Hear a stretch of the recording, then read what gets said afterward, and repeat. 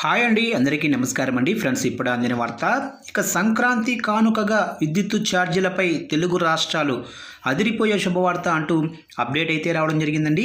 అయితే ఇందుకు సంబంధించిన వివరాలు అయితే మన వీడియోలో తెలుసుకుందామండి. వీడియో మాత్రం పూర్తి వరకు చూడండి ఫ్రెండ్స్, అప్పుడే మనకి పూర్తి సమాచారం అయితే తెలుస్తుంది. అలాగనే లైక్ చేసి ఇలాంటి ముఖ్యమైన అప్డేట్స్ కోసం ఇప్పుడే మన ఛానల్ని సబ్స్క్రైబ్ అయితే చేసి ఫాలో చేయండి ఫ్రెండ్స్. ఇక లేట్ చేయకుండా టాపిక్లోకి వెళ్ళిపోదాము. ఇక ఆంధ్రప్రదేశ్లో విద్యుత్ ఛార్జీలపై CM Chandrababu Naidu good news అయితే చెప్పారు.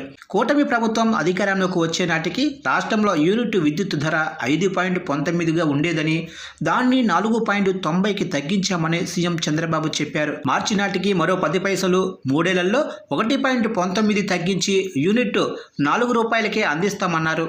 2019-24 నాటి ట్రూ ఆఫ్ ఛార్జీల భారం 4,498 కోట్లను ప్రభుత్వమే భరించే నిర్ణయాన్ని కేబినెట్ ఆమోదంలో తెలిపారు.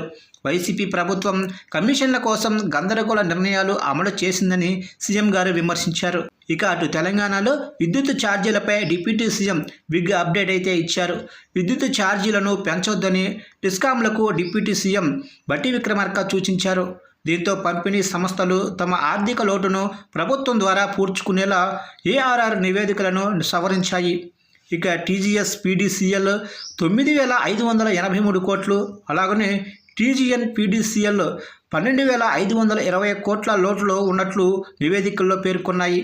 ఈ నెల 31 వరకు డిస్కాంల నివేదికలపై అభ్యంతరాల స్వీకరణ, మార్చి 5, 7 తేదీలలో ఈఆర్సీ ఆఫీసుల్లో బహిరంగ విచారణ జరిపి టారిఫ్ ఆర్డర్ను జారీ చేయనున్నారు.